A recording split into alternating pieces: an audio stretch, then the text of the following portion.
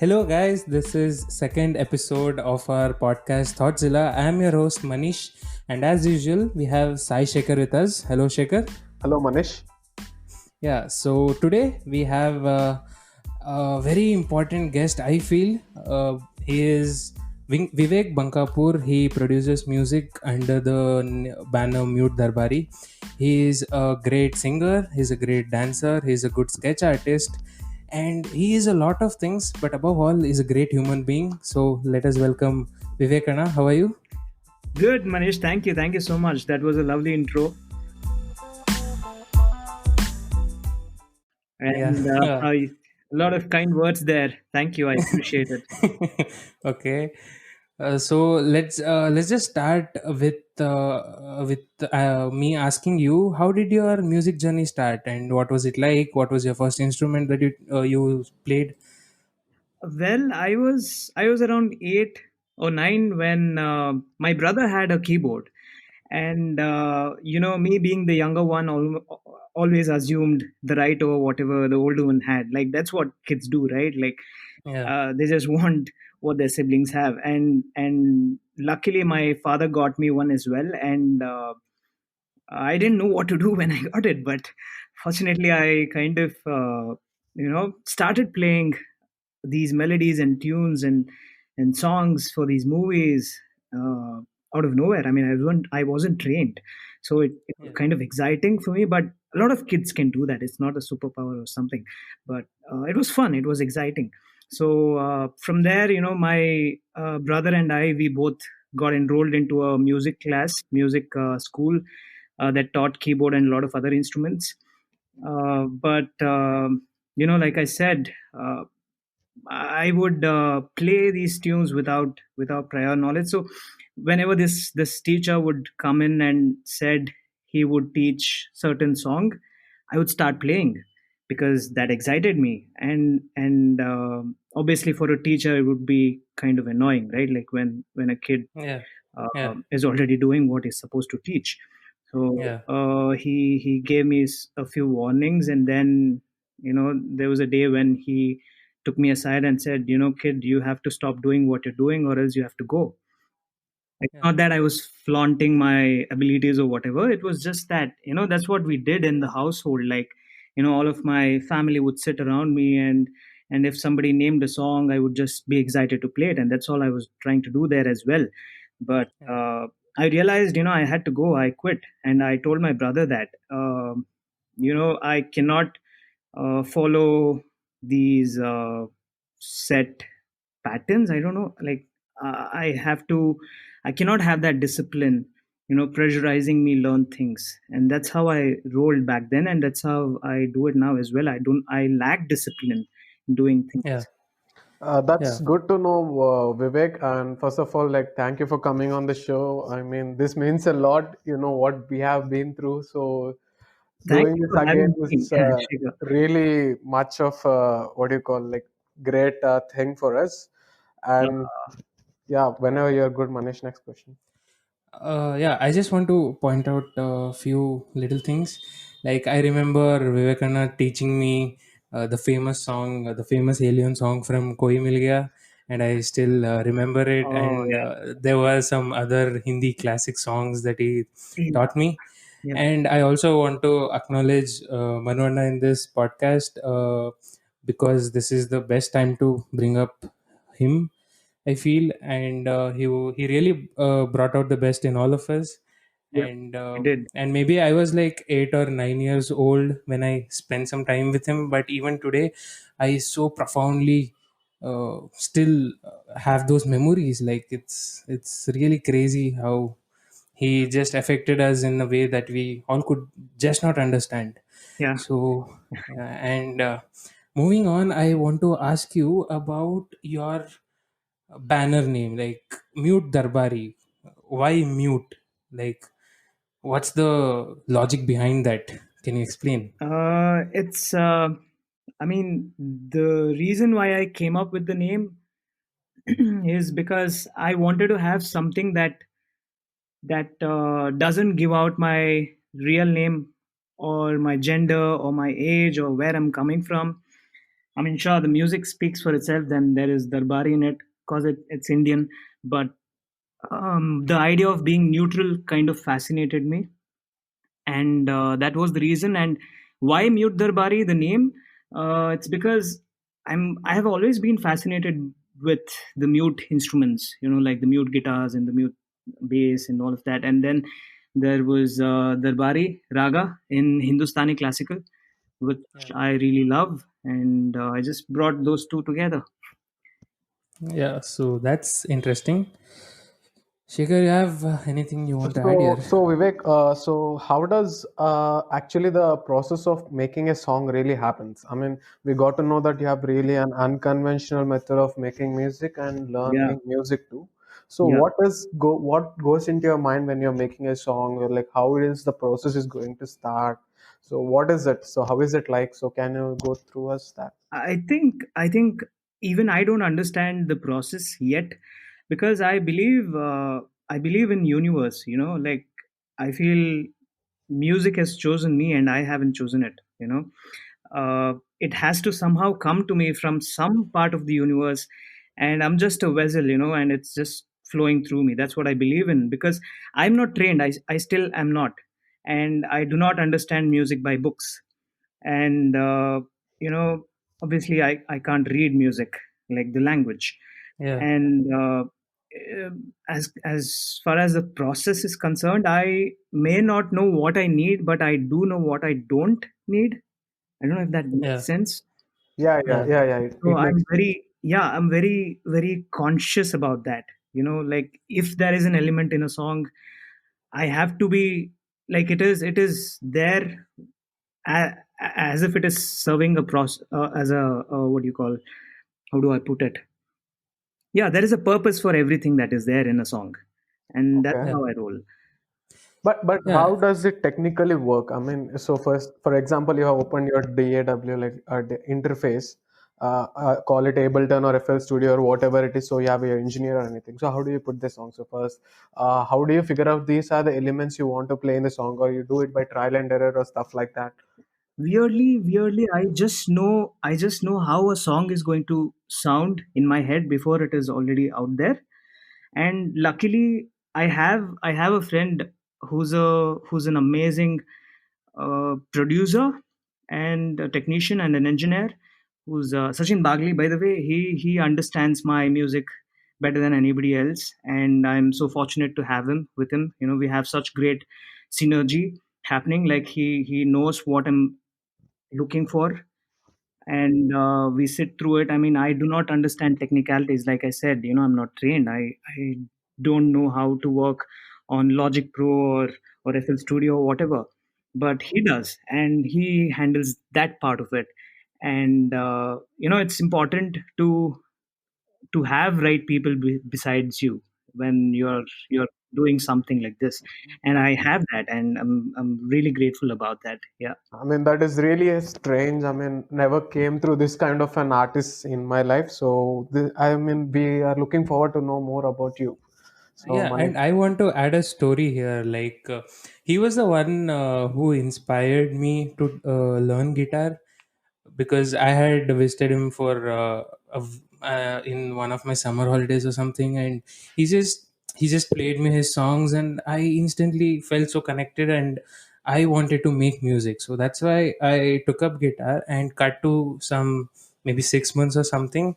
I took my guitar and went to him and say, let's jam. And I was saying play G chord or E minor or C, and he just could not make it. Like, just he was telling to me like, strum it, I'll listen to the sound and play that on the piano. And I was like, how is it doing this? Like, because I have met musicians who have put like 15 to 20 years of their life to master an instrument, and they still cannot do that. And it just comes to him. And about the universe, he said like, universe chose you to Yeah, yeah. make music. I have a very interesting question that I want to ask him about it, because he introduced me to this show called Doug Gently's Yeah. Holistic Yeah. Detective Agency. I know it's a mouthful to say, but it's a really great show. And really universe had a big part to do with Mute Darbari. So explain us about the show and about how Mute Darbari had this universe angle into it. Yeah, because see, I am a philosophical person. I consider myself that, and I have always been like, things have been crazy because for me, uh, my brother enrolled me into Hindustani classical singing, which is why I have Darbari in the name. And Yeah, if I hadn't done that, I don't know if my music would have been same. And Sachin Bagli, like I mentioned, he was in the music class we took. Like me and my brother, we enrolled into the keyboard learning classes, right? So yeah, Bagli was in it, and we were like 9 years okay, old, and we okay, met there, but we didn't have that friendship develop back then. But we met after like a decade or something, and music yeah, brought us together then as well.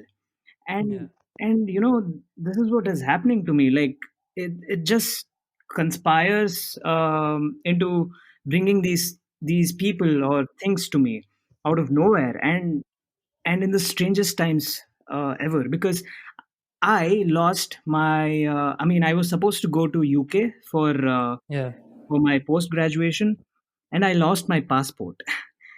and okay, and because of that, I had to wait. I mean, my university told me to wait for like 6 months so that they could have me there, and I didn't want to do that. I didn't want to waste 6 months of my life, so I decided to go to Bangalore instead. And I ended up meeting a guy called Prashant Matthias, who is a brilliant producer.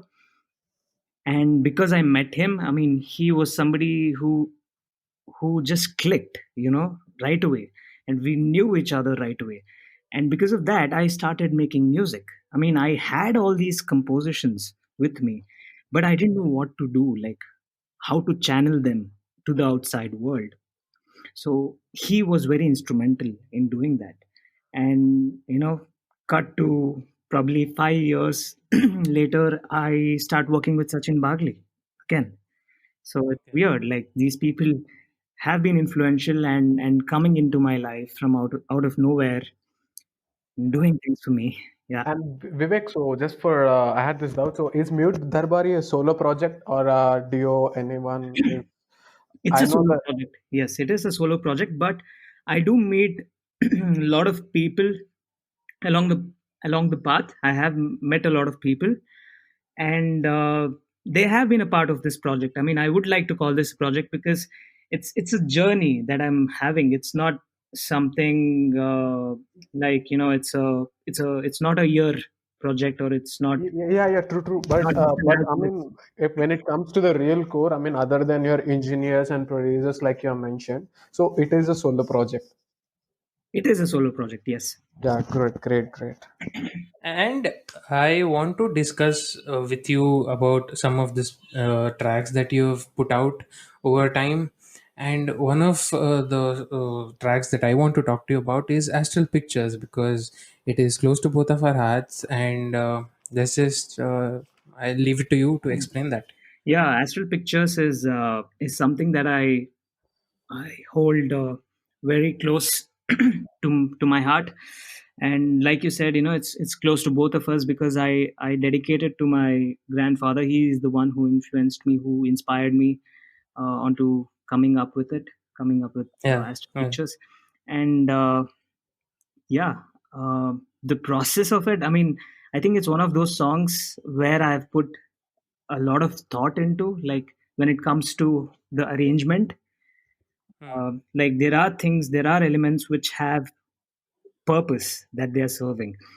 And like, if you've heard it, there is the ticking sound in the beginning. I mean, it goes throughout the song, which symbolizes life. Like you lead life, you're born, you live the life, and then you leave. Yeah. So that is what it symbolizes. And then there is the camera going off. Like the old camera used to have a flash that would just go Yeah. off like thud, that sound. Yeah. So that is also there, which again symbolizes memories or the moments that you have in life. And there is a piano bit just before the beat kicks in, that again symbolizes these moments that you're trying to hold on to, but they slip Yeah, away anyway. yeah, So, like, this was kind Yeah, of like the last time we have met, and I remember you saying this one, so I went back and really listened to the song. yeah, Then I could clearly hear all the instruments you're trying to say, and yeah. I've tried to relate to whatever the story you have been telling, and it was really a perfect track. I mean, it was Oh, thank you, apt and really description. I mean, whatever you're trying to say, you have made justice to it, and the thank story you. you were trying to tell was like perfect. I mean, I can really hear the clocks ticking, the flashes flashing, and all that stuff. And the piano bit was also kicking in. It was really emotional. It gets you connected, and sometimes you get Yeah, goosebumps and stuff. I yeah. mean, yeah, that's a great song. I mean, that's a really philosophically great song because most Thank of you. the artists fail to put out what's in their head or fail to tell the story and ended up getting a different track out there which Yeah, doesn't even sound like that or doesn't even have what's in their mind. yeah. yeah. And Vivek, next question is, so most of the songs you have been done and I've heard all of your songs. So what is the success rate like, or what is the probability rate? I mean, what is in your head and what is your executing? So how many of the tracks are going to be like that in your head, same as the output? Success. What do you mean by success here? No, Because no, no, such not such success, a big word. not literally success, but the execution rate I'm telling. So there is this tune Oh, or song in your head, and right, when right, you, right, right, right. I get it. Okay, so yeah, I do have these ideas, right, and it's very important for me to execute them the way that the way that I want. yeah, yeah. So And how many of these songs really come out like the way they had in your head, and when you listen to them, like how many of them do really match to you? Just a curious question. I think whatever you're listening to on the platforms like SoundCloud and Spotify and Apple Music, Uh-huh. whatever is there under Mute Darbari, I think all of them I'm really happy about. I'm really content about. So whatever you listen, it's something that I wouldn't change. So Uh, whatever we are listening is exactly the same as what you hear inside your head. yeah, I think so. Because sometimes things work, sometimes they don't. I mean, there have been times where I've worked with people where nothing worked at all, and there are songs which are like shelved. They are not coming out at all, and that's there. But it takes time, for you to get there. Like I said before, it's I have people working with me. It's not just me who is working on the song. There is Sachin sitting with me, and for us to really find uh, what the sound of Mute Darbari was, it took time, but it was organic, and now we know, like, we can execute whatever is going on in my head, and I'm really happy about that. Yeah, That's great to know. and that brings up a question in my mind. Like, me and Sai Shekhar together putting out a podcast is possible because when I called him up and said I want to make a podcast like this, like we instantly connected. Yeah, Like we both were on the same page. Like, how do you identify? Like, because you uh, do this experiment with so many sound engineers, musicians, yeah. and whatnot. Like, how do you identify the right person for your vision? See, I think it's about uh, finding a person who is open enough. It's very Yeah. important. Like, I am somebody who's not trained. I don't understand chords like you were talking about. Hmm. Yeah.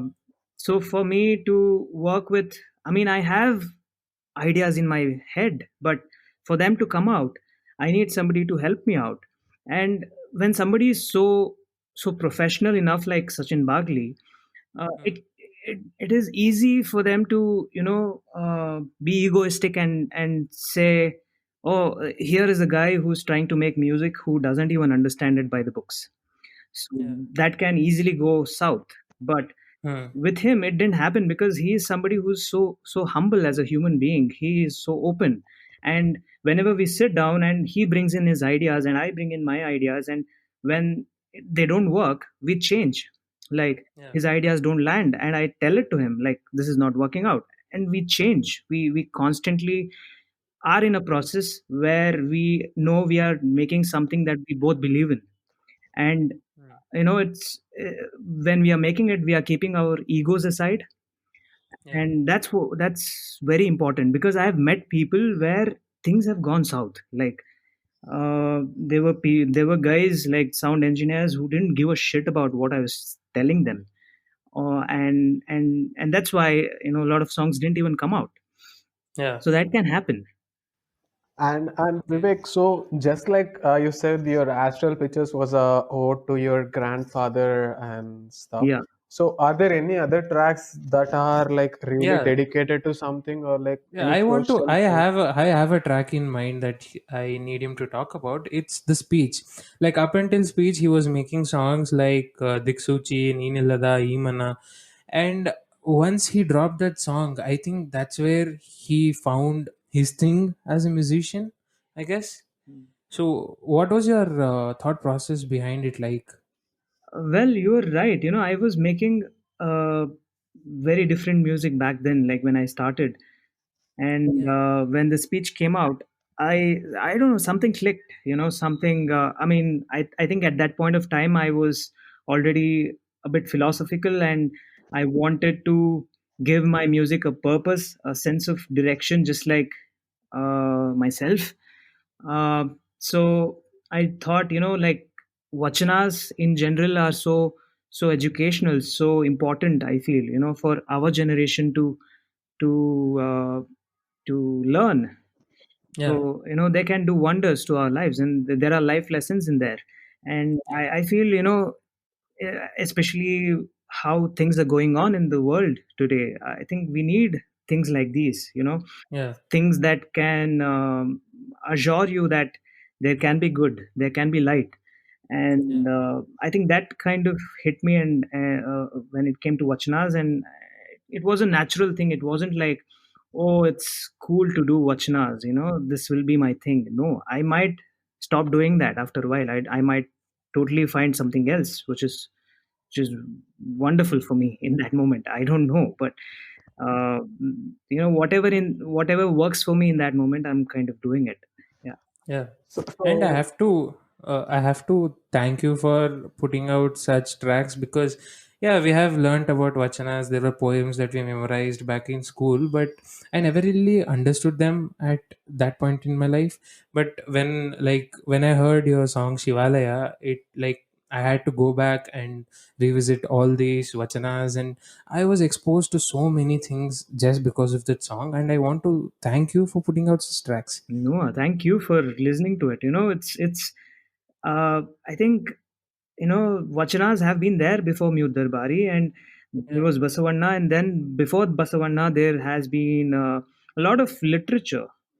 yeah, yeah, There was Mahabharata, and it's yeah. amazing when it comes to life lessons. There are so many hidden messages in there, in Yeah, Bhagavad Gita and all of that. I think it's up for grabbing. Like, it has to be within you to to reach out. Because my music is there, it is going to be there 20 years from now, but as long as you seek it, it's there yeah, for you to listen. Yeah. yeah. Cool. So, and Vivek, as an artist, I guess everyone has this what you call self-doubt. So, I mean, is this really my passion, or is this really my thing? Or even at some point of time, the biggest and the best artists also have that self-doubt where they think this is not my kind of stuff over time, and which changes. So, as an artist or a musician, have you ever felt like this is not my thing, kind of feeling or a state? Have you been through that?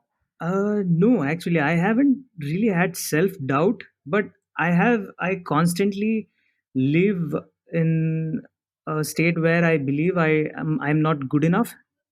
I don't know if that makes sense. Yeah. I get it. I get it. When I'm making music, I know, like, I was talking about these elements. Like, I bring in everything. Like, everything has a purpose to serve in a song for me. Like, it's all thought out.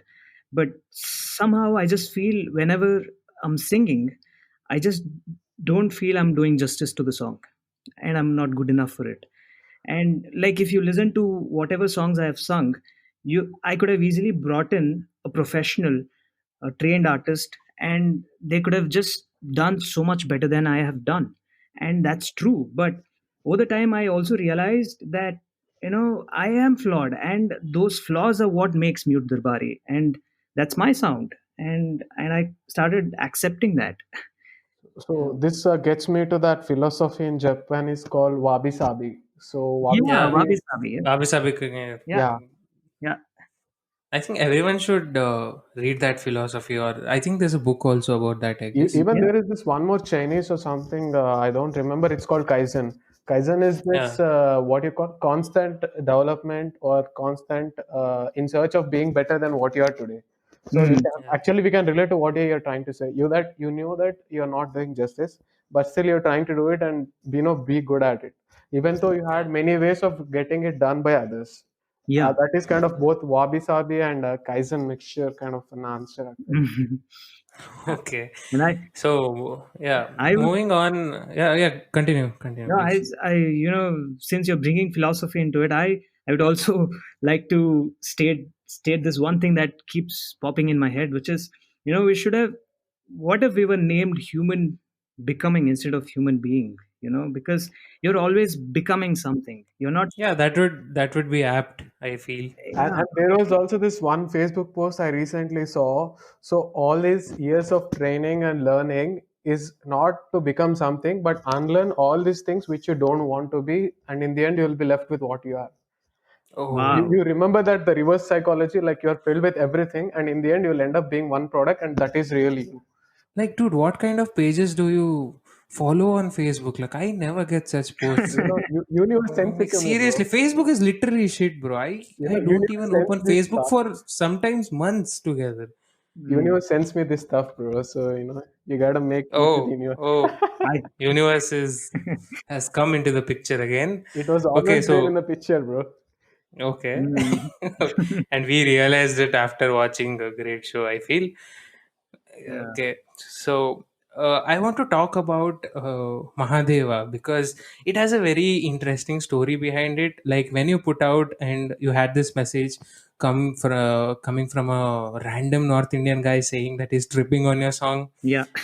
So, like, was it your intention to make a trippy song, or No. it's just it just happened that way? Like, No, I mean, see, I was talking about synergy, right? Like, I remember the song. I was sitting with Prashant, and he was like, I made him listen to the melody, and he was like, yeah, dude, we have to make it into a dubstep. I'm like, I don't know. But then we started making it, and it was so nice. I mean, I loved it, whatever we yeah, were doing, and it turned out to be a dubstep song.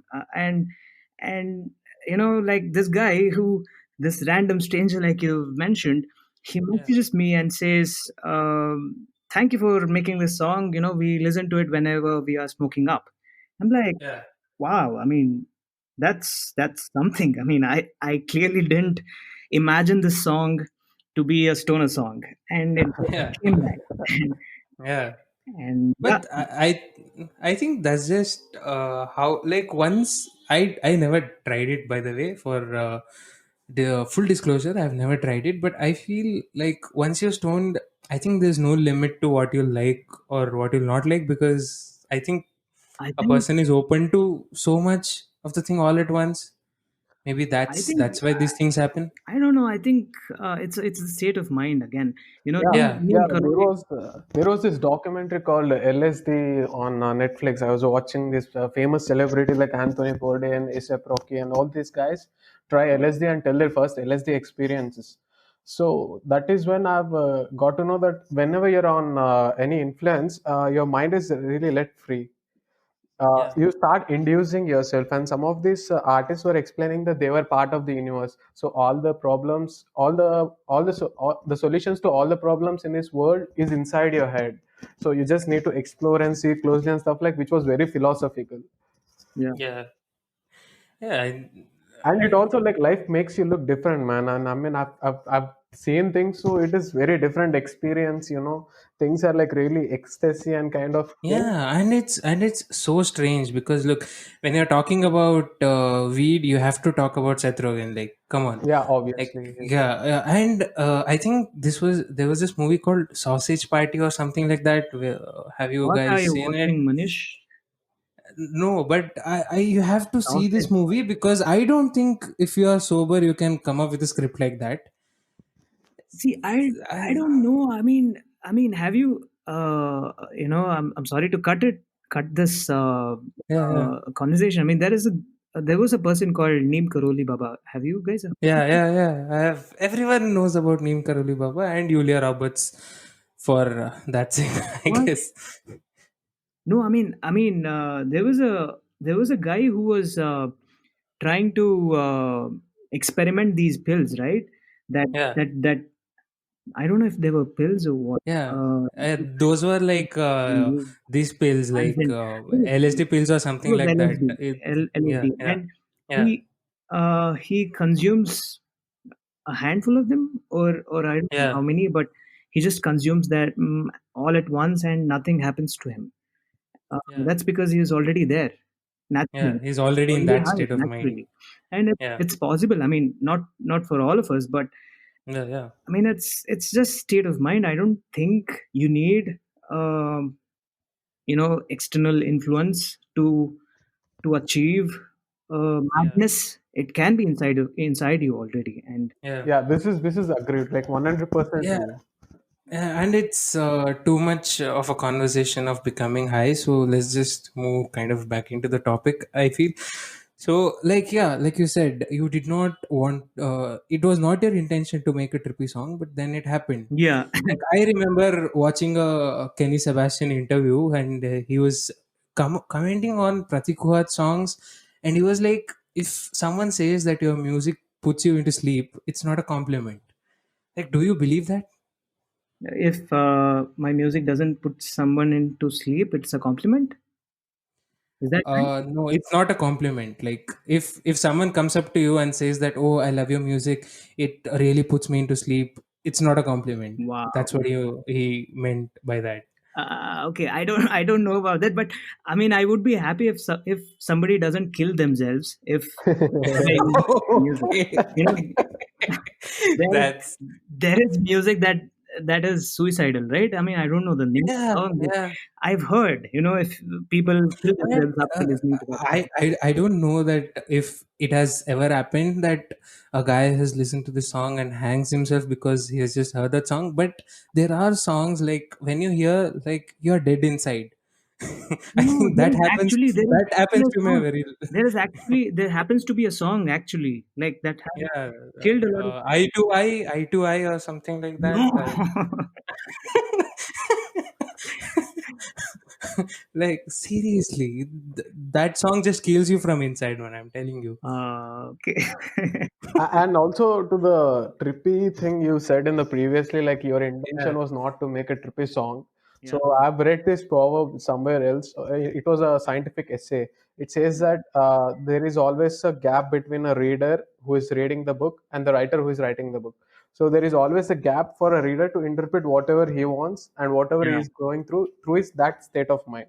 So yeah, Absolutely. whatever yeah, that book is, it is being produced every different version every time a different guy reads it. Wow. Yeah. yeah, Yeah. So you getting my point, right? If someone Yeah. like me with a yeah, lot of logical state of mind reads it, the book makes sense in a different way, but the writer has wrote it in a different way, and an Yeah. emotional person who is going through something bad in it sees the only bad things in it and he doesn't like it book. And if the guy is in a good state of mind, he'll read it. So every time the person who interprets the book is not always the author's viewpoint, it's always your viewpoint. In Yeah. the same way, maybe whatever the guy who has been tripping on your music has tripped on, so that's why he felt it was a trippy music. yeah. I Absolutely. think. I agree. I agree. I mean, it makes sense. Like that analogy was precise, I feel, because uh, I mean, your content is under your control only till the point of time of You're till you're producing making it. it. Till you're making it, and once it's out, you have no control over it, and people can interpret it in their own ways and connect to it in their own ways, and And that's also, there how are also it some should be. statements or something like that when you're going through something and you automatically what you call read it wrong, what's in your head, and when you come back and read it, it's something different. Yeah. There are like some tricky questions that are like some posts that are being on Instagram and all around the Yeah, I internet. hate them. I hate them actually. Like and there are also some pictures how dirty is your mind and stuff. I mean, Oh, you know what? I Oh, prefer. You know what? I prefer these mathematical questions where Anil had 8 watermelons, yeah, and yeah, yeah. I yeah, prefer those any and day. look, Those, these all are fine, but there are this WhatsApp status that's like there was a police who lost his some random information they throw at you, and there are three things in order. So they'll ask you which one did he lose first. So you tell the first one, and it's like no, he lost his job first or some dumb shit like that. Yeah, yeah. I think that annoys me the most. Like, And there why was are you also, even sharing it in the first place? bro, there was also this one more thing, bro. It was really good. So there was a pond and there were 7 fishes. So four Yeah. died. How many fishes left in the pond? Okay, four died, Yeah. three left. No, there are 7 ponds left in the fish. He didn't ask how many are alive. what? Oh, like yeah, like these kind of questions that they just bug me, dude. Like, You're getting it, as- Vivek. So there are seven yes, fishes in the pond. yeah, yeah, yeah, Four died. So how many yeah. The fishes? dead body is still in the pond, so there are seven fish, Oh right? Yeah, my they are still god! fishes, right? So that is kind of how we interpret it. Like sometimes we pay attention, we fail to pay attention to Yeah, the detail. yeah. Like whoever said that joke to me, I might have said something really offensive that I don't want to tell it here because I have the perfect analogy to offend him.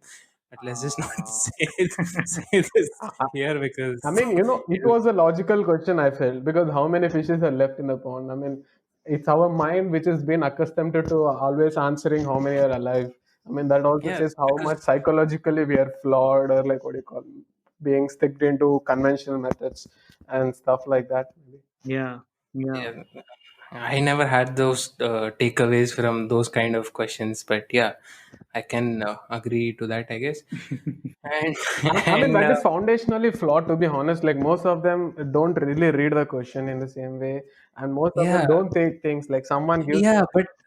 but I the point being, I'm not reading that question. Let's say in a GMAT paper or something like that, where I have to be so like No, what dude, you there call are some so questions in this MBA entrances test also that needs yeah, a lot of yeah. attention and So logic. yeah, yeah. If I was solving those kind of papers and someone asked me, I would not be pissed off because yeah, you are testing my attention skills or something like that.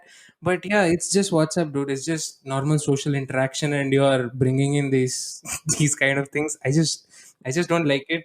Yeah. I don't know. Yeah, I don't think that's the right platform to use those kind of questions or something. That's the problem is all of these good and bad things get mixed up, and the proportion of bad thing is more when compared to good. So you don't know which is good and Yeah, which is yeah, bad. yeah, Yeah, yeah, yeah. yeah.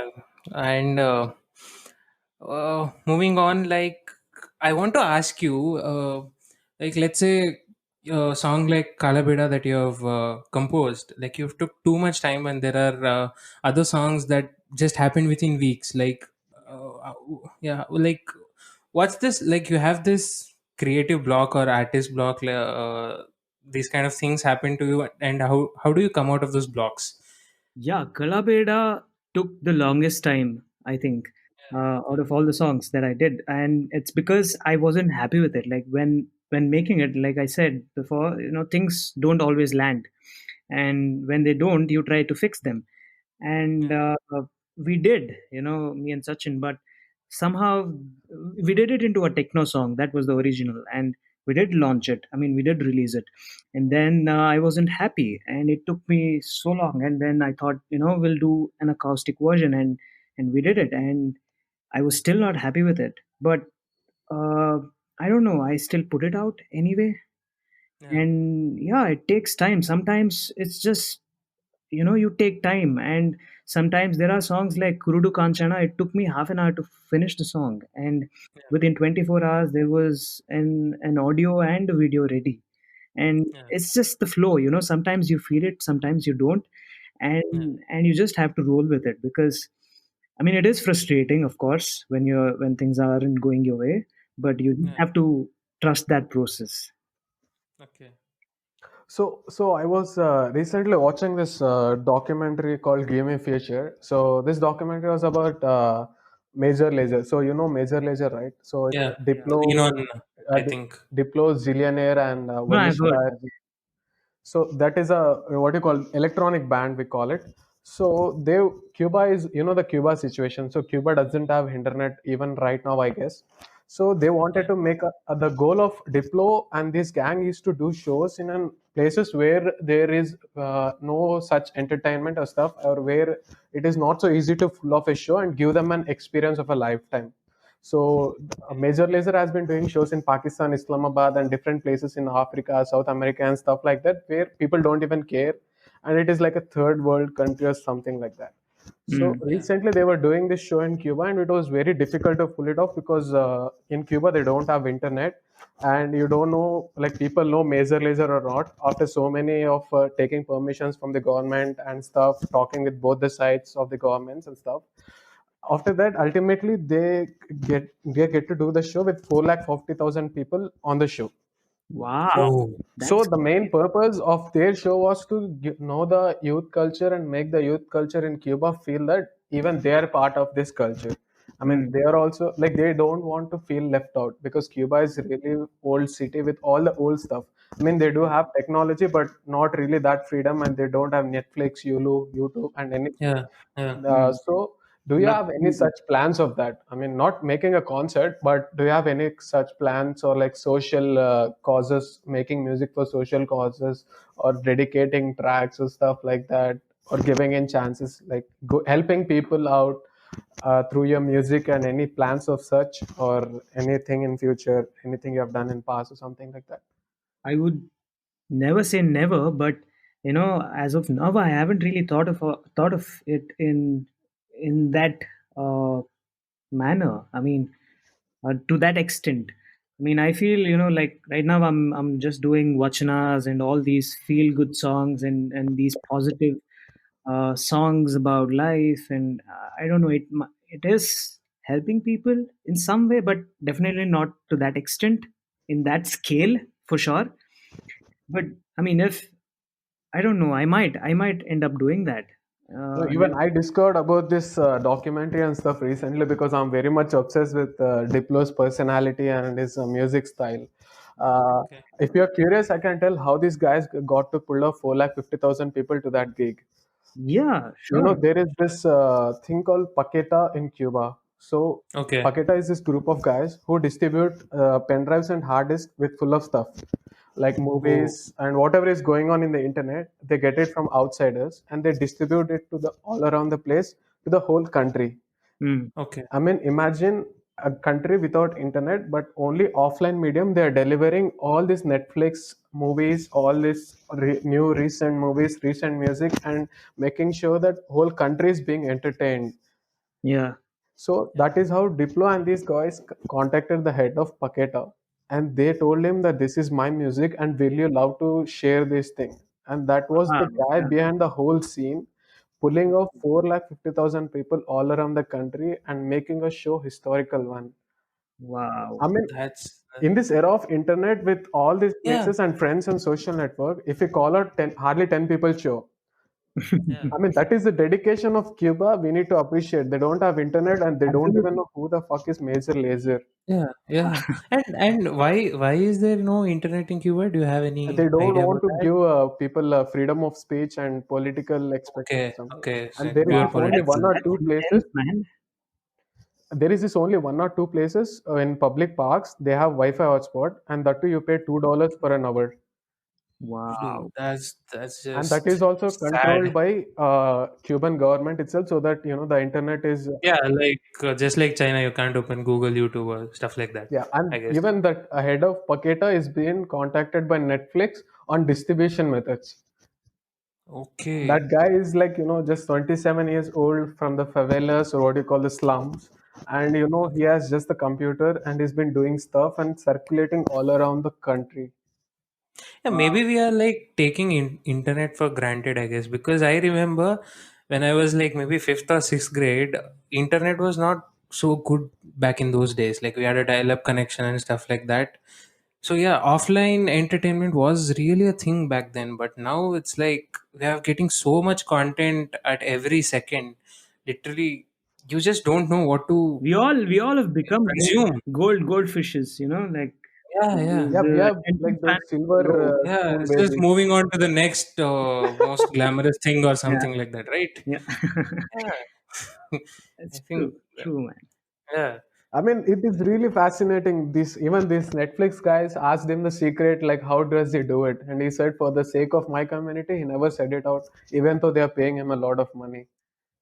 Yeah. Yeah, and even he says in the interview that information is power. Like nothing, like there is nothing. Yeah, I yeah. control. Like there No, is but one guy who is not politician or president or anything, and is controlling the flow of information throughout the country. yeah, I Yeah. mean, I wouldn't be surprised if Netflix comes up with a DTH service now. Oh yeah. Yeah. They literally have that much of content to actually pull that off, I guess. Since there is no internet, you Yeah. always have, if there is demand, there has to be a supply. So Yeah. that will happen. And just imagine about that head, because he has so much power. I don't know if he realizes that or not, because literally everything entertaining is like passing through him. Like he can control it. He can spread whatever propaganda he wants to. But Yeah, No, I but don't know. It's that is just he's a good guy, hopefully. So that is what staying true to the game is like deep yeah, inside yeah, your course. He doesn't want to misuse. I mean, there is also this philosophy with Paketa. They don't share porn or political stuff. So truly okay, restricted. No matter how much ever the money they pay or something, they just cut off everything, and they just only share the entertainment stuff. nice. yeah. Man, that has been doing for the past 11 years, man. I have to Wow. check the documentary, Abdu. Like I'm so interested in that You now. know, so far in Cuba, only guys like Rolling Stone, Prince, and all those guys have played because they're English bands and also they're like Yeah, famous all around the world. No matter yeah, wherever you go, people know Mick Jagger and stuff like that. yeah, yeah, yeah, And nobody gives a shit about electronic music because there are so many people out there and there is everyone being produced every night. yeah. And pulling off such a show, And they come and go. They come and go. Like you know what? one artist is The like great three thing songs. is in this concert, all the money and the funding has been done by these three artists just because they want to Okay, give a future to these Cuban guys. okay. Wow. I mean, that is a lot of production because in Cuba, you don't find any good equipment or sound Yeah, yeah, speakers, or you don't have a lot of great production quality and something. All you can find in Cuba is this rumba music or rumba style of music.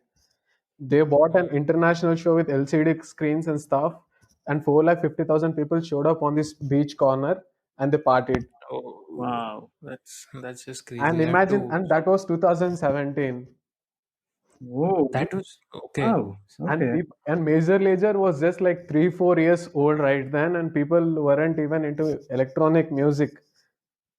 I Wow. just don't know how this documentary did not like come across. Like, what's my Netflix algorithm like? I don't No, know no, this now. is in Apple Music. I mean, I figured it out Okay, because I deeply researched into Diplo's lifestyle and stuff. I got to know what are his okay, works and going through okay. his all songs and stuff, and that's when it come out. It came out after like months, man. Yeah.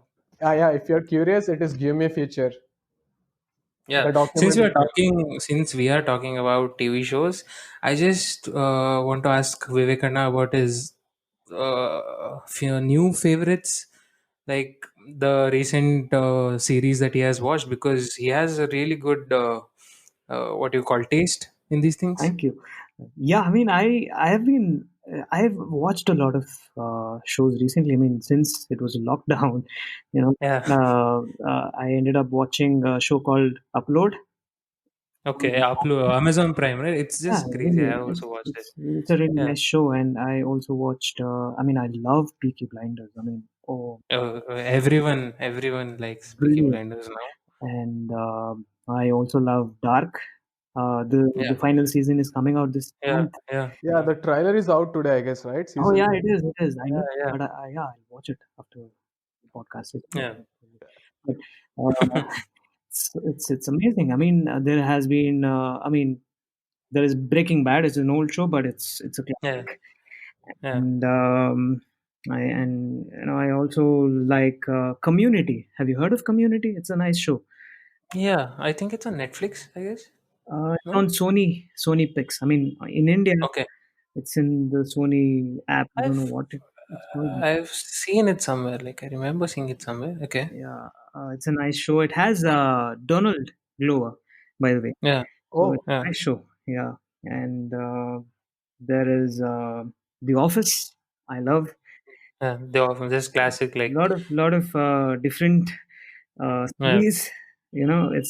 It's nice. I mean, we have such great shows now on Netflix, and yeah, yeah. So yeah, moving on. Like I want to ask you about this instrument hobby of yours. Like you take up sitar, you learn ukulele, but I don't know, you don't master them. You just play some good beats and make some songs and move on to the next instrument. Like what's going on here?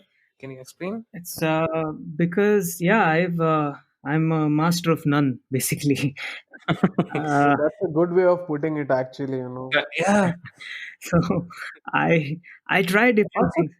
Sorry. also check out the Netflix series Master of None. It's it's It's a great. brilliant one. Go I on. love that. Aziz Yeah, Ansari.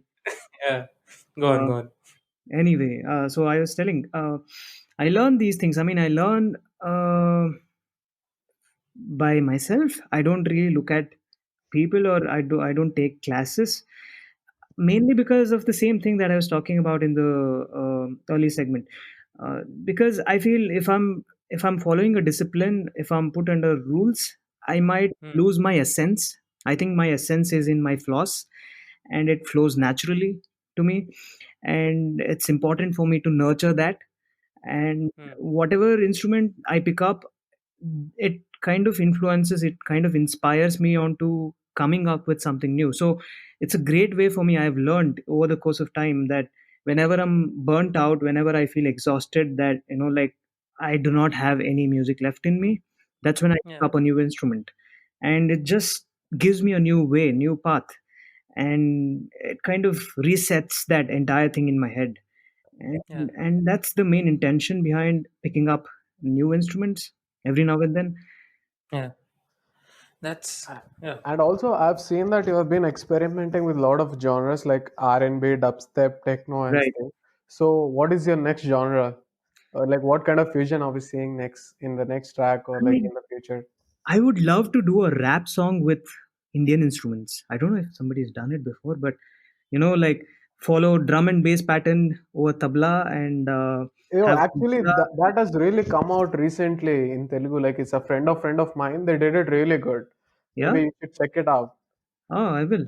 Yeah, with the tabla and D&B in the drop and stuff, it is really good. But there are not so many tracks, I guess. That's a good selection, to be honest. Yeah, but I can't rap, that's for sure. So I no. that's Actually, the- I saw your Instagram story. By the way, I guess you have rapped in Hindi in one of yeah, your yeah, yeah, Instagram I did, I stories. did, Like, yeah, I that was good. Like, I you did. can rap. Maybe you just have to try it out. It's Yeah, an but art. It's an art but altogether. nothing to worry. Like, you have rapper every gully, so it's easy to Yeah, find a good one. Yeah, yeah, I mean, yeah. yeah. Since yeah, obviously the film fairs There are for Gully very Boys few. explains. There are very few people. I mean, I don't listen to rap much because I Yeah, somehow don't. I don't know. I don't connect to a lot of artists these days. yeah, But I mean, there are people that I really admire, like Eminem, and in the local scene, Brother V, I really like. Yeah, yeah, Brother has been like the face, yeah, yeah. man. It's pretty good. Marikan, I think Marikan was his latest. No, no, no. There are many of them, Marikana, bro. I mean, his earlier stuff. I think I mean, now that was the last one he's I kind of heard. blown out. He deserves that, but there was some earlier stuff that he did was phenomenal. Atma Rama, On Yeah, My like, Own. lyrics Yeah, there is yeah, bomb. yeah. And I think he had come to Ballari once, Shaker. I don't Yeah, know I've why. seen the Instagram Yeah, stories once. yeah. Like someone had sent it to me. I don't know. He I has would, some friend in I Ballari would though. love to collaborate with him someday. Yeah, I think we have to check that out. Like, which friend is that? Like, they have to go. Maybe get him on the podcast. Maybe Yeah, I don't we know. can do it, man. Maybe it's not so hard. If you have the right stuff to approach, you can approach anyone. So, Yeah. Vivek, I have this Right one more stuff to question. approach. Yeah, right. So, I have this one more question. So, I guess you know Duelist Enquiry and all these electronic artists from India. Right. So, Yeah. you have any ideas of producing such kind of hardcore, experimental electronic stuff with the guitar and stuff? The electronic guitars and the arpeggiators and synths and stuff. Oh yeah. I mean, I love synth by the way. My friend Sachin got grandmother recently, the synthesizer. Okay. Uh-huh. Yeah. Oh, it's a Yeah. beast. It's a beast. And Okay. there was Antarala. I made a song just out of synthesizers, and there Yeah, is yeah, nothing. yeah. I was about to just talk about that. So yeah, Yeah, you brought it up. So yeah. yeah. That was 2016, and I was into electronic scene back then. I mean, right now I'm more into. I mean, if you listen to my sounds now, it's more of folkish, because I'm Hmm. kind of enjoying that right now. I mean, like I said, I don't stick to a particular genre, but I've tried different things though. Like there was dubstep, there was house, there was techno, there was chill step. Yeah, there was Antarala, and I have tried a few things, but I don't know. Tomorrow I might end up making another dubstep song. Yeah. That's great. That's great, man. Yeah. So I want to ask you about your first concert. Like I remember I was in seventh grade and it was my first ever concert Yeah, and I had a blast. yeah. So what was it like for you? Like what was your It was experience? it was amazing. I mean, Yeah. it's something that I'll always cherish. I had a amazing set of people with me. Like Raghav Bhatt, my friend, he organized it, and there was Sachin Bagli again. There was Joel Sakri, who is again an amazing producer. He was a guitarist and also a programmer back then for my album. So there was a complete band performing on stage, and there was a funny thing that happened there. Like my monitors went off. uh, Okay. like Shaker knows, like Yeah, yeah, what yeah. monitors do, right? Like it's Yeah. basically when you're on the stage in the auditorium among a lot of people, you monitors are the ones that help you listen to what the others are doing, like other artists are doing on Yeah, stage. yeah. So without them, you can't hear at all. So mine went off, and for like the entire song, I think I had to just sing. I went off the rhythm and all of that. Like I messed up, and it was crazy. I mean, uh, it is an experience at the end of the day. Yeah. So, Vivek, so you are pretty much, I don't know if it's offensive, but you're pretty much an India artist, I can call you because of the It's definitely your not offensive at all. Yeah, and I Can't think take it. right now being an indie artist is like the best compliment you can get I mean, but because mainstream is not cool these days. do you have any plans of scaling up your audience or your reach? I mean, not telling commercialization because I know you don't want to go commercial, but in Oh, the same level, do you have any plans of scaling up or you have any ideas of doing it? Because yeah. things, I mean, I've always wanted to do videos. I feel, I mean, now anybody can go viral. Anybody can, get that kind of following if they Yeah, are doing some things right. And yeah, there is YouTube. I mean, I am planning on making videos. I've always, but somehow it hasn't happened so far. But it might, in the future. And when it comes to movies or doing commercial stuff, I wouldn't mind that as well, as long as I believe in the people that I'm making it with or making yeah. it for. Okay. that's great. That's great to know. Yeah, and I think Shaker would really like to collab with you, so maybe you guys Absolutely, could bring one it on. day. I saw your video. Like I saw your video. It's fire.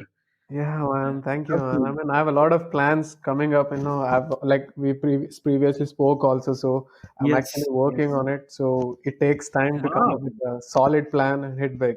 Because I'm down, man. Bring it Okay. on. Yeah, and I want to leave the link to the video song that we are talking about, and it's really crazy how Shaker pulled it off. It took like one shot for him to just pull that off, and that too on an iPhone. It just really blows my mind. Wow. sometimes I Congrats, Vinny. feel Yeah. like all of these guys, like we are all doing it, like we are being not recognized or indie or whatever it is. But Hmm. over time in future, if a Rolling Stone journalist or some other guy who digs back from a particular location, like for example, Ballari, how was the music scene in 2018 or 19? And if he sees all these videos I've done, I feel really he gets blown out because the quality I've Yeah, done is like yeah, I wanted to set the bar too high in the first place, because like there are guys who are doing these things but not so quality enough, or not the content is not so international enough to go out. But Yeah. yeah, I made sure that the quality is international enough so that it gets blown, Yeah. yeah. because that is what That you that should do, was because really cool. there are like aspirants who are seeing this what's really happening in my place, and he needs to get inspired and know what's really the bar. Hmm. Yeah, I mean, you are But giving this hope to who future sets that, generation that there Shekhar? are Like, already. Sorry. who sets it? Who sets it? Who defines the standards? Who?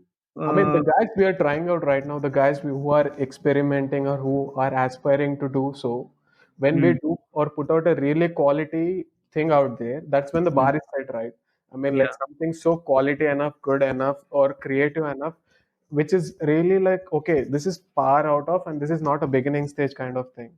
Yeah. So, for example, there was this Brotherway and all this guy. They did really cool videos and cool stuff and cool lyrics like Atma Rama and On My Own, or these like classics, man. This is the foundation of Indian hip hop.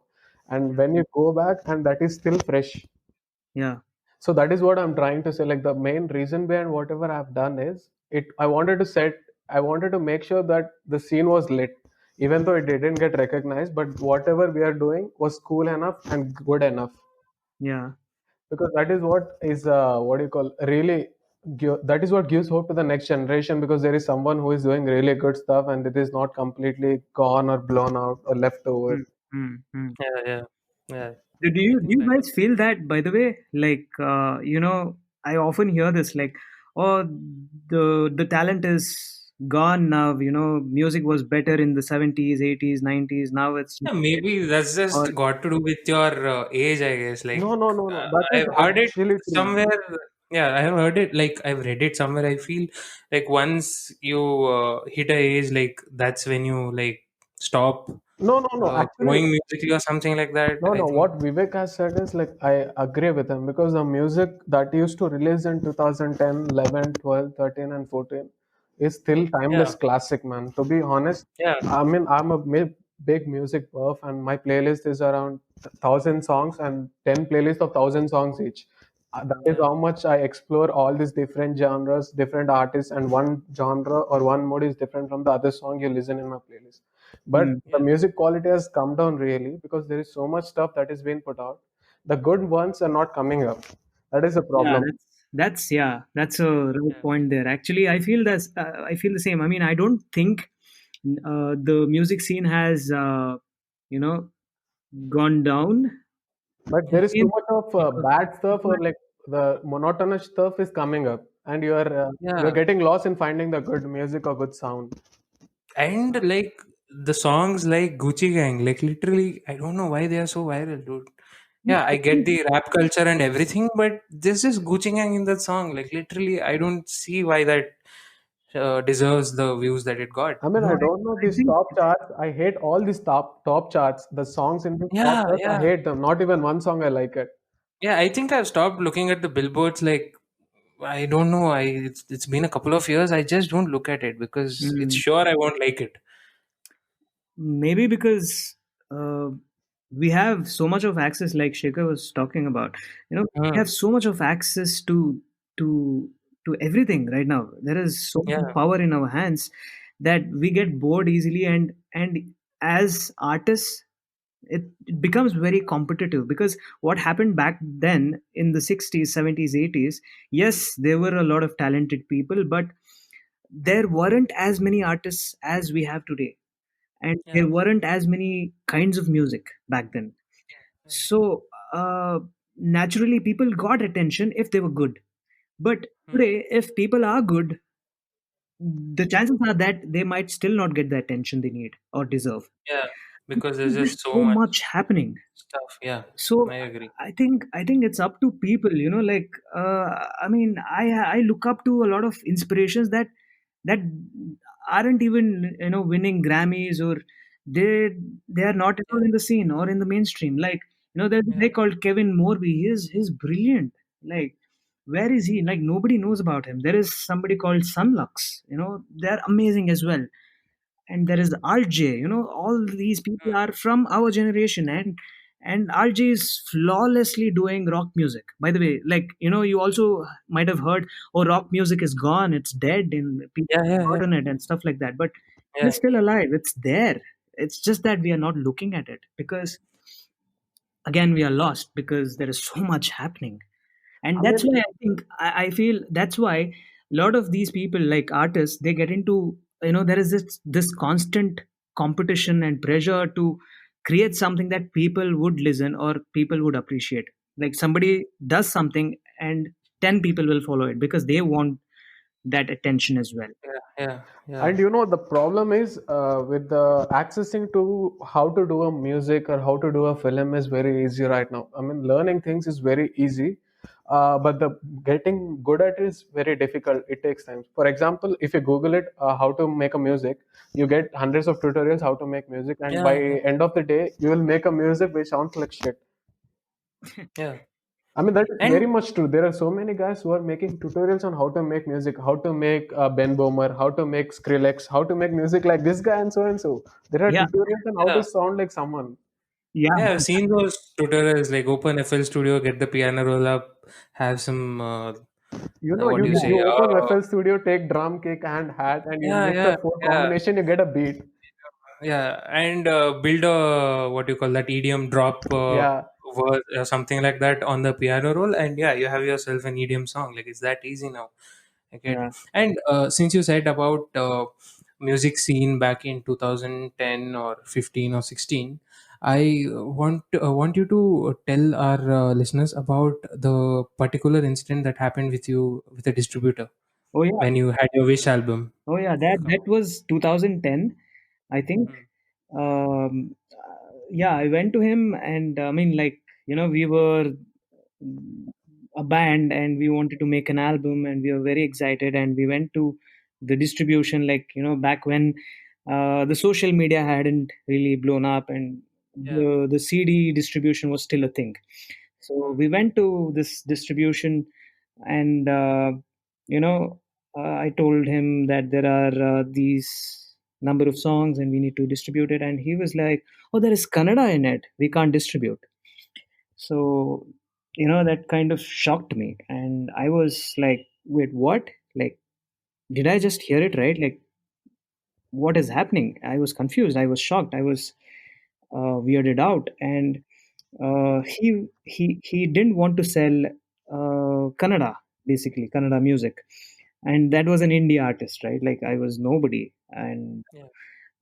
he was like, you know what? Like, if you're putting English, Hindi, and other languages, we can sell it, but if there is Kannada, it is difficult. Yeah. So it kind of hit me, and also made me realize where the local scene stands in when it comes Yeah. to indie music. Yeah. And I decided, I'll go back and add two more Kannada songs in the album. And I didn't distribute. I didn't want to do it because I realized um, I couldn't change the system, and it was too fucked up. And Yeah. I was like, screw this. I'm just doing whatever I like, and if it's not commercial, it's fine. And I don't know, I think that's when I realized the respect that I have for the local language, Kannada. And yeah, we did it. Yeah, that's really cool what you did back then because yeah, somebody had to put that Yeah, out there. yeah, I mean, I like it also became my conscious choice, like, to do different genres uh, Yeah, in Kannada, you know yeah, like, now we have an EDM song was there in Kannada in 2014, and then there was a D&B, and then there was house, there was techno, there was chill step. All of these yeah, things we have in Kannada now, and that's something to look back on. I feel, I'm kind of happy about that. yeah, So, Vivek, I have this one question. So, you told in the beginning, and I also feel that you're a philosophical person. Yeah. So, what is life according to you? Wow. I mean, I usually ask this question to whoever I feel have this enough of information or credibility and have this consciousness to answer this because one point of time, whoever is philosophically into it or self-consciously into himself, he will obviously ask this question, what is life, and try to figure out or find an answer and end up at nowhere or somewhere or come to a conclusion. Because I've tried it, and that's why I'm confident that even you also questioned yourself that what is life, or like try to figure out when you got lost or something like that. I think life is what happens when you're trying to figure it out. Oh, Oh, okay. oh, that That's was a too deep. very interesting way to put it. Yeah, I don't know. I mean, it's I have never questioned what life is. I mean, I have questioned a lot of things, but yeah, it's an interesting question. I don't know if I I mean, have. most of the times I get answers from people like it is all about experiences, and some people like the most cliched answer is like doing what you love, but they don't know Yeah, what they yeah, love. yeah. The But the basic. problem is they don't know what they love, so you can't do what you love then. And also, I felt like okay, life was experiences, and sometimes I felt like there is just some moment you want to live in our head or stuff like that. So I just was curious, like, what was your answer? Yeah, I hope I kind of tried. Yeah, and have you guys watched Kung Fu Panda, Yes, the it's a first one? really nice Yeah, movie. Yeah, I the guess this reason, is yeah, what you're trying the to re- quote. no, no, you can't imagine what I'm about to bring up. So Vivekananda is like Master Uguay to me. Okay. Because I will explain you that, because whenever, like, I don't normally go to Davangere like every other month or something like that. It's just once in a year or twice in a year. But whenever I go there, I spend some time with him and come back, I always have a new insight or something. And I remember talking to him about what I feel God is, and I don't know if he remembers it or not. We had the chat over Instagram, Yeah. and I God said is it to such an him. interesting topic to talk about. I hope you guys bring Yeah, me back again if there is that topic. yeah, sure. Like, yeah, I would bring you back because we had a very great conversation at that time. And I remember I said something like, I don't even remember what I said, that was just too immature to even tell that on the podcast. And he did not tell me, like, I thought he had figured it out. So he will tell me, but he did not. And he just said me, you will figure it out. Let's just leave it. And yeah, that happened after some time, I think. So he's like that Master Uguay to me No, just in to strange clarify way. to the listeners, I'm not that old. I am just 20. Yeah, yeah. And But yeah, he has got he has got his act together. That's no, I haven't. I haven't. No, Mm, I felt you have. when you told Kung Fu Panda or something, there was this famous quote, no, yesterday is a mystery, tomorrow is a yesterday is yeah. history, tomorrow is a mystery. Tone That's is a why it's mystery. called present, and you have to Oh, enjoy yeah. it or That's something a like that. No, I was not about to bring that up because yeah, that has happened to me with Vivekananda. Like that's so he, sweet. because I think it's got to do with the fact that he is maybe like 6 or 7 years older to me, and he has experienced what I am experiencing right now, and maybe he has that insight, and he just points me to it, and I think that's what's happening here. Mm. That's great, Mm. man. I mean, like very few people are like self-consciously aware of what's really happening all around, and acting accordingly. Like Mm. understanding that the other guy what's in his mind also. Like not everyone can Yeah, do it. yeah, Mm. I think it's a choice. It's a choice what you yeah. choose to do with it. And I also want to, like I said at the beginning of the podcast, that you are a very good sketch artist and you make your own album arts. And your album arts are really interesting. So how is that process like to you? Yeah, I feel there is so much to the artwork as well, the album art like you called it. Yeah. They tell their own stories, and for me they are important. And sometimes it's just a background, and there is just a font, but it still gives out the tone of the song, at least for me. Yeah. So Yeah. I think, yeah, like artwork is something that, I mean, I do post on Instagram whenever the song is coming out, and I have a very limited number of people who are following me. I mean, it's a choice that I have made.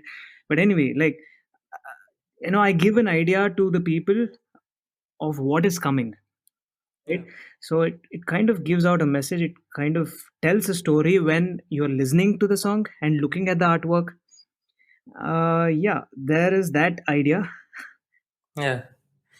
I think that's just cool. Like what you do with your art, it's really interesting to even look at, So and how do that's you like create it? Like, I've seen your artworks. Like most of them are like kind of digital art. So Photoshop, It is digital.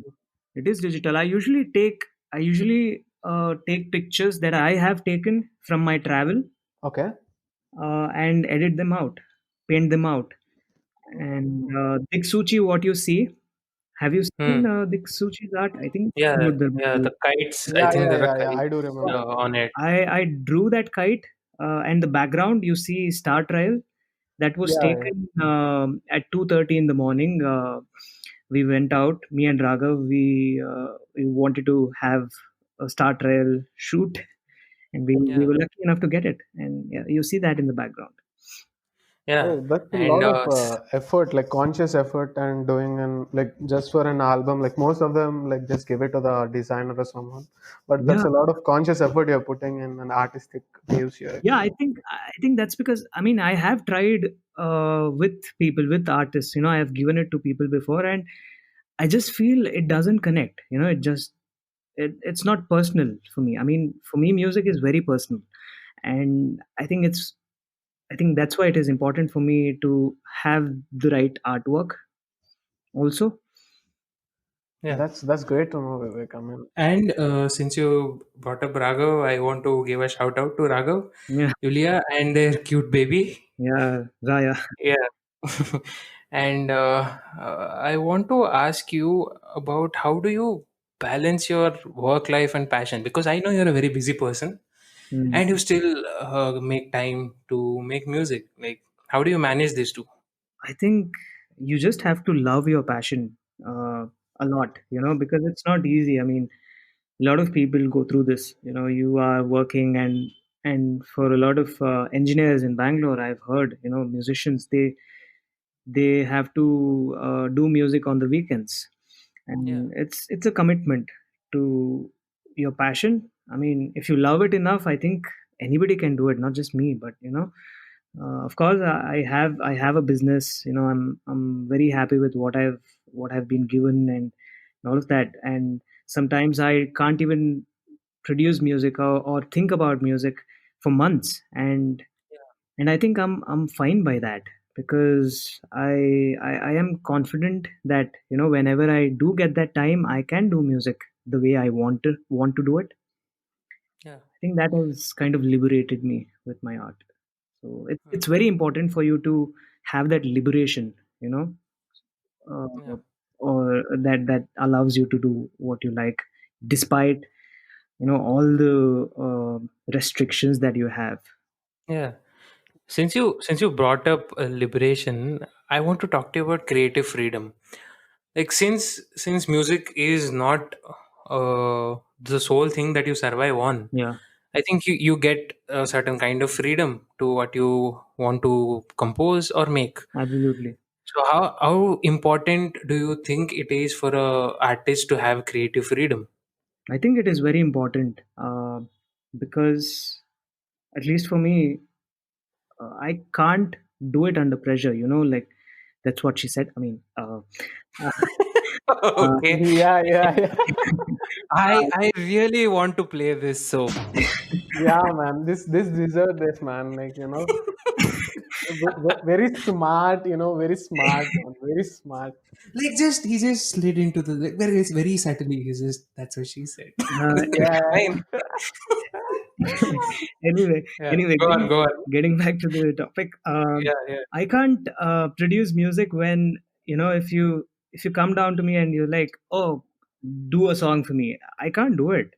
You have to inspire me. You have to uh, give something to me so that I can give something for you in return. And yeah, as long as that is happening, it's cool. There are a lot of people in industry, like like Rakshit Shetty. Like I believe him, yeah, and if yeah, if he were to come down to me and ask me to make music, I would happily do it. Even if it is some tapang music he wants, some local shit he wants, I would do it for him, because I believe in him. So yeah, it's very important for you to uh, again, be with people, be with right people, or somebody whom you believe in. yeah. And also, like you just now you said, like you would really like to collaborate with Rakshit Shetty. So, is there any kind of a dream collaboration that you want to have with, or if given a chance, okay, you are accessible to everyone and everyone is open to collaborate with, who would you choose? A musical genius or a musical legend or anyone like Oh, I would love to collaborate with a lot of people. Right now, I mean, I would love to work with Vijay Prakash, sir. He's a genius, and someday that might happen. that? And Hopefully, no, I mean, I was expecting this one answer internationally. internationally. Yeah, yeah. Internationally, I don't know. I think Tame Impala. Have you heard of Tame Impala? Yeah, man, he's this god of what do you call this punk rock, kind of really They great are songs, man. He makes it really great. Yeah, they're Yeah. crazy, crazy, crazy musician. And then there is Woodkid. I think I relate to his music a lot. I feel my music is very similar to his. Okay. Um, And I was expecting this Hans Zimmer answer. I mean, like the last time Hans we Zimmer, spoke. oh my God, yeah, Hans Zimmer. I don't think I would be able to collaborate with him. I mean, he's somebody that I idolize. Uh, he's a genius. He's a god, Yeah. and I love his music, and And he there was has this, been an inspiration for me. and when you said Tame Impala, I remember one meme. Tame Impala actually looks like Jesus Christ with all the hair and stuff. Yes. Yeah, And yeah. there was this And meme. I think there's one very famous pic No, also. no, there Like was this very. meme like where one kid's room has Tame Impala's picture, but his grandmother comes and prays to him, thinking that he's Jesus. I mean that cracked me up so bad. No, even sometimes like there was this picture showing that my grandmother thinks Tame Impala is Jesus. Like he's Jesus kind of a different way. When you're listening to his music and stuff. Yeah. Yeah. Yeah. Yeah. There is Yeah. a guy called Gustavo Santaolalla from Argentina. He's brilliant as Okay. well. Okay, the Gustavo is this guy who produced this music for Ernesto Che Guevara's bio documentary. Are you saying about that? The famous music score composer, Uh, The Motorcycle I Diary. think- yes, yes, yes. Yeah, yeah, man. That's when what do you call? I discovered Gustavo, like the Motorcycle Diary. Yeah. It's Gustavo Cerati or something. I think I've read his name I somewhere. mean, I love that whole background score from the Motorcycle Diaries. It's amazing. Really great. Locally, there is a guy called Ricky Cage. Have you heard of him? Yeah, yeah, yeah. The no, Grammy I have nominating musician, right? He won it. He won it, and Yeah. he recently produced Wild Karnataka. Have you Yeah, guys? yeah, yeah, yeah, yeah, yeah. Yeah, Oh, I I've love been the seeing theme. those Love the ads theme. on Instagram. It's brilliant. I watched it. I loved it, and the score is Okay. so good. Uh, I mean, Ricky Rage is so underrated, man. People don't even know who Ricky Rage is most of the times, but he's the guy to win Grammys, like probably the first Grammy for India, maybe. Maybe I don't know. Yeah. Has anyone won Grammy before? No, I don't think so. No I Indian don't. musician. Like we have Oscars, but not Grammy. Mm. Yeah, yeah. Oscars that also for what Slumdog Millionaire, I guess, no? Yeah, yeah, yeah. A.R. Rahman. Yeah. Yeah, but winning a Grammy in classical or what do you call the regional sound is very difficult because you have competition from all around the country. Hey, actually, there are four people. I just googled it. Yeah. There's in 2014 Best World Music Album Ravi Shankar, Yes. and in the same year Best World Music Album Anushka Shankar is also in that. So I think Yeah. they have won a Grammy. Maybe we You should are a put it fan up. of Anushka Shankar, right? I am. I I am. think yeah, yeah. She's won a Grammy. It's cool. I mean, Yeah. we should put it out, man, because in mainstream media they don't show all these things. Even in the Yeah, Grammy shows, you yeah, don't get to see these guys accepting Grammy awards actually. Yeah. yeah. Yeah. Yeah, I mean, I've So tried looking for it. Like, I've never seen any guy like any folkish. Like, there are many folkish artists winning Grammys from different countries, but I've never seen it. It's always about urban rap, hip hop, and stuff. Electronic. Not even electronic. They don't I even think shit about electronic. I think they all have one different kind of validation though. Like, Yeah, it's yeah, mm, yeah. It's not to like. I've seen this Yo-Yo Honey sing. Yeah, in his one of his music video where he, I think, breaks a golden disc or something. No, Like, yeah, no, no, no. so it literally means something to a rapper who just wants to show off, or something else who has like earned it and does not show off that much, I guess. I He's don't. using metaphors now. I don't know what I'm talking about. I'm just trying to make a conversation here. Okay. You need to play that music right now, Manish. The sound effect. I don't I Don't- don't have a I don't have a bummer music like the sound that goes pop pop pop pop, Oh, okay, something like okay, that. yeah. I need that. I need that for Mm, situations like this. Hope mm. our audience aren't bored to death by this bad joke part of the. I don't. Yeah, it happens, bro. It's a long, long Because podcast. life is like circle. You need to listen to both good and Yeah, bad conversation. there are ups and downs. There Yeah, are ups and downs. Yeah, I made a comeback. So yeah. You are making a let's comeback let's since the let's talk afternoon. Since about. the Come on, afternoon. moving on. Let's talk about the Japan vlog that you made. Yeah, So how was that? Was very interesting, by the way. And how did you picture it, or was it something that you love doing? What was your experience like with it? yeah. I mean, I am very much a photography and videography enthusiast. I do not spend as much time as I would like to, but Hmm. I've always been fascinated with with videos, like making videos. I like traveling, and wherever I've gone, I've always had some sort of camera, and I've always shot the places that I visited. And Japan is such an amazing place, and it was fun. I just had that camera in my hand. I walked around. Japan is so vibrant and happening. Anything looks good there. Yeah, I mean Japan is the home for street culture. To be honest, every brand comes from Japan is a blast. They think America is Yeah, the fashion hub, but no, it's Japan. Japan is so cooler yeah. than America. But America has nailed that branding game, so that's why they are more No, no, successful, bro, I no, guess. bro. Street culture is like Japan is leading, bro. Like every hype based or every sneaker enthusiast or every real guy knows what Japan is in terms of fashion. Because America is just Levi's, man. Some Yeah, bad shit. yeah. I Oh, yeah, When it but that's comes to just what I'm. fashion, it's crazy. Japan is crazy. You get schoolgirl costumes for 30-year-old male. Beat that. Okay. bro, Japan is into too much fashion. They You take have you have what you all call sorts of shit there. they take comics and everything so seriously. What you call this cosplay and everything in India. Yeah, anime. I think anime is. And Oh, does guys, anyone watch anime? By the way. you have. I think Japanese are. I think they are the ones that are at the top when it comes to animation. Yeah, yeah, Yeah, Nobody can beat them. At least I feel yeah, their movies are amazing. You have to watch them. yeah. And video games, obviously, Games, of Japan. course. Yeah. Yeah. So, and I wanted to ask you about how you feel about music trends these days. Like, do you like it? Do you hate it? What's your feeling towards them? Like, I certainly don't hate what is going on right now. yeah, But again, like I was talking before, there's so much happening now yeah, yeah, that uh, anybody can have access to anything. yeah, So, somebody sitting in Australia can listen to my music today. And I mean, Mute Darbari isn't even known to somebody in Davangere, but somebody in Australia knows it. So, yeah, and it was random. And this can happen today. I mean, I think we are in a very fortunate time, and such a wonderful time to be an artist, one wonderful time to be a listener of music, because so much going on.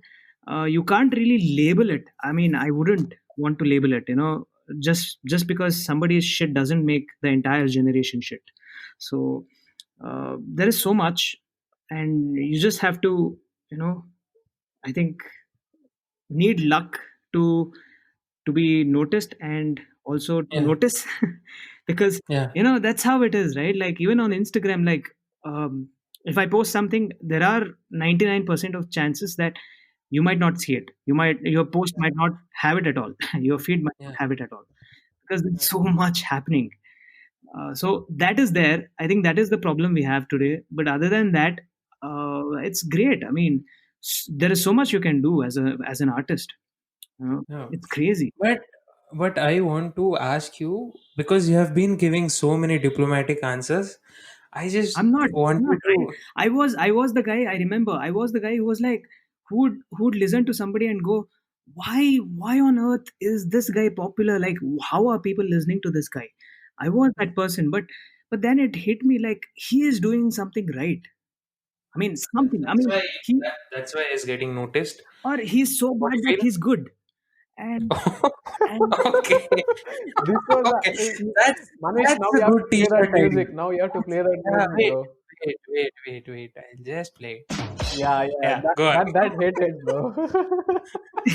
Yeah, and that's a good T-shirt idea, by the way. Since you're Yeah, searching for so many of them, yeah. if you're bad, I'm your dad. Oh that's man. that's just plagiarism, dude. Come on, work hard. No, no. I mean, I know. Where did I listen to it? Where? Which movie is that?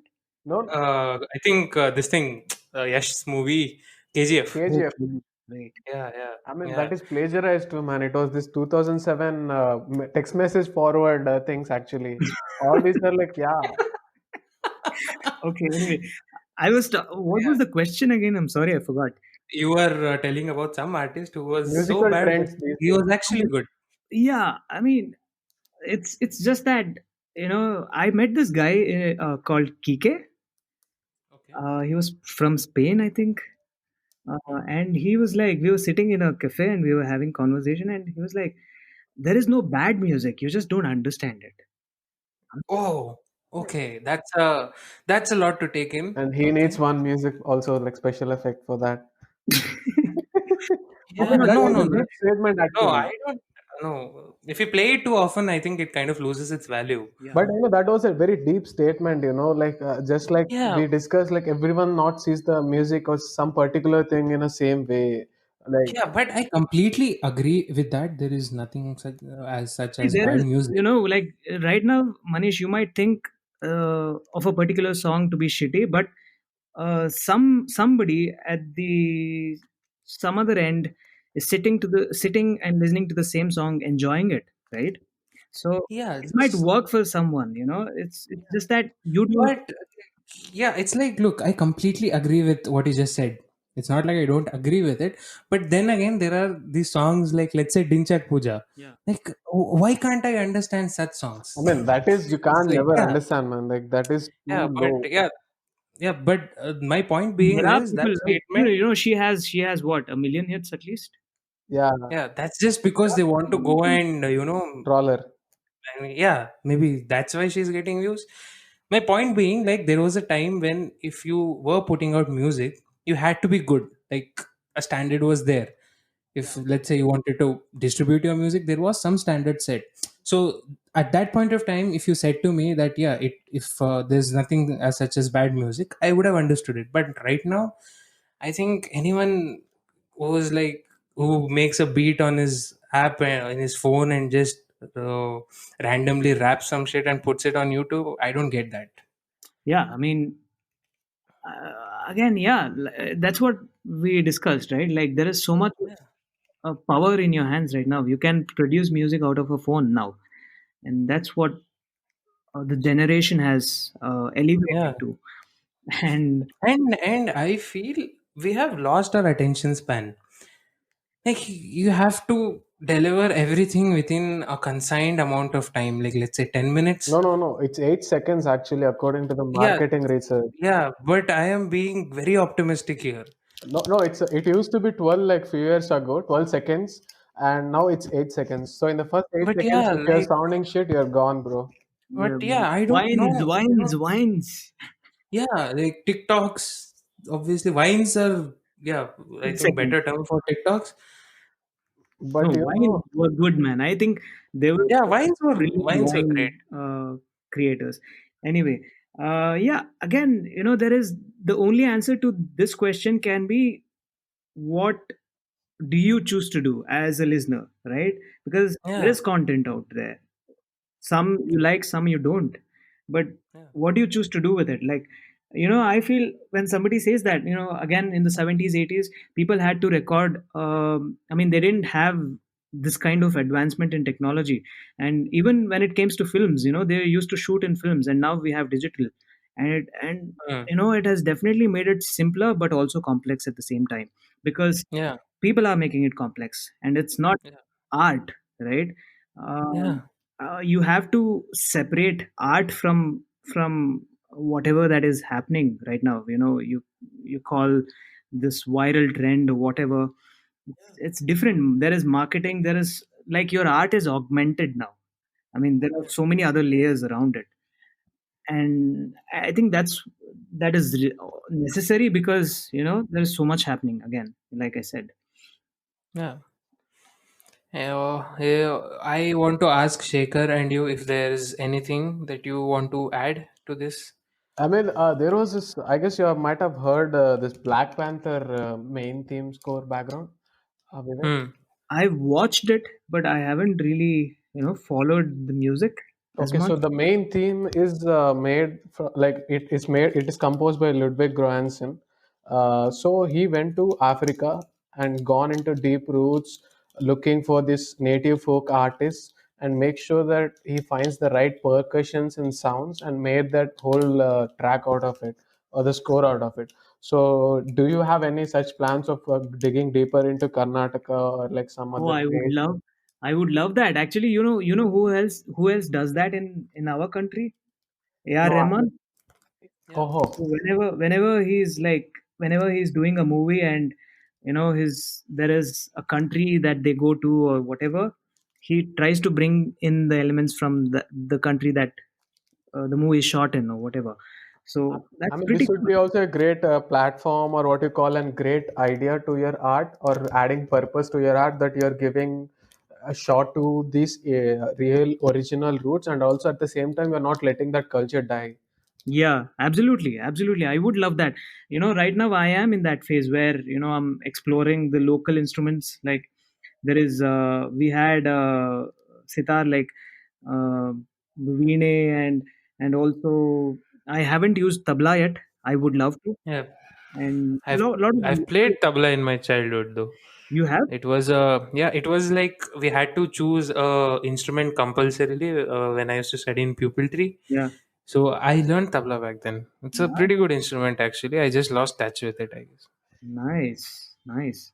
So Maybe you yeah, should Yeah. work on projects like that, so that it will give you more fun of creating music, and at the same time, not making sure that the culture don't dies. Like there are many other folks and many other art forms that are being died because of there is no lack of attention being paid that, or like people don't even care what kind of art form it is, because I believe that you can really afford this creative freedom. Maybe I'm just giving an idea or a suggestion. absolutely. I would do that. I mean, I wouldn't do it because something is going extinct, maybe, but I would definitely do it if I'm intrigued enough. Because, like I said, uh, if I'm pressurizing myself onto doing something, I might end up doing something that I might not like. You know, Yeah. Yeah, and yeah, but I was just giving an idea, like many people but don't really definitely, realize that. absolutely, absolutely. I would love to do that someday. There are so many beautiful instruments in Karnataka that I haven't explored at all. So maybe, yes. That would be also give your, like, what you call the hobby of learning a new instrument and leave it. So you can Yeah, learn yeah, new percussions and new instruments and leave it. No, that's it. yeah. You know what? I tried clarinet. No It's idea. Oh, it's I did not know this. yeah. I mean, that is one instrument that I couldn't even get around, because it's so hard. Yeah. Just like Shehnai. Oh my God, I have so much of respect for people who play those instruments, because it's all about your breathing techniques and whatnot. Yeah. You have Oh, to oh, learn oh, these oh. things before, and you can't just get your hands around it and start. Yeah, I've had a first-hand experience with clarinet and saxophones. Like it is Oh really my God. crazy. I think Shaker might remember. I was in the school band, Okay, So we had police people coming in and teaching us, and two of them, one of them played clarinet, one of them played saxophone. Like it's really hard. I've tried those okay. instruments. Clarinet is this black kind of instrument that looks kind of a flute-ish, and also saxophone-ish kind of Yeah, sound. Yeah, but it's you can't even make like one decent sound out of yeah, it. yeah. Like even after so much of practice. Like there is a, you have to maintain precision in the angle Yeah. how you blow it. Yeah, Actually, my school had got a clarinet and a saxophone and some trumpets. Okay, so the idea was that these police band people will come and teach us, and we will play that for a school sports day. And like there were like 4 or 5 students who tried it, and they could not do it even after months. They just gave it up, and we ended up getting that police guy to play in our band. Yeah. that was a smart idea. Yeah, so those two were playing, and they had like we had this parade band like thing, and they were in the middle of it so that people cannot see them. We had this ninja technique going on. It was such a great memory, I tell you. Uh, And also, you became the head boy in the Nandi history. Oh, that is something else. Like Vivekana, if you know, like Adityaka, Sunaka, and Ritu, everyone is like head girl of Nandi school. Okay. okay, So there's only head girl in our school. There's no head boy. okay. And when I went to Nandi, like Ritu and Sunaka were giving me trash that you have broke our tradition. So you were the And first head boy. yeah, I was the first ever head boy in the history of our school. Wow, that's something. Breaking what you call conventional rules. Yeah, and Shaker was my senior, and he did not know that. He just got to know it today because we were talking about Bro, something related to that. I left the school, bro. So how will I know it? Like you were. Like you were still in the, you were still in NIS, right? You were there in PU. At least you could have kept in touch, bro. But you I were, was lost in my yeah, whole. you were busy in internet, like No, I was you. lost in my whole universe. Questioning stuff like what it's Yeah, like yeah, and yeah, stuff. yeah. Researching about how Yeah, this. so I think this has become like it's already 1 hour 41 minutes of recording. So I think we should end this. And if For the anyone love wants of to add God, anything, oh, is it that no, tiring? no. I hope listeners aren't. Yeah,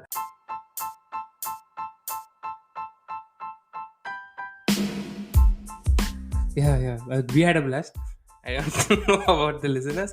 Yeah, please go ahead and tell anything that you want to tell. Well, I had Yeah, it was fun, chatting with yeah, you two, and yeah, you guys are doing an amazing job. Bringing in a lot of interesting people. Pawan's episode was really amazing. I don't know yeah. if I did justice as a follow up episode. No, But we have done. I hope you guys meet a lot of interesting people and have interesting conversations. So all the best. Yeah, yeah. Thank you. Thank you, Vivek, for coming on board. I know this is really a lot of time and energy to put in for us and for our sake, and it was really great to know your journey. It was pleasure. It was pleasure. And also like looking forward to collaborate on your music and stuff. Like we'll Absolutely. do something solid, man. Yeah. Awesome. Yes. So on that note, let us end this podcast here. And to whoever has listened to this very last second, I want to tell you that you are a very great person. And just end it. Thank you.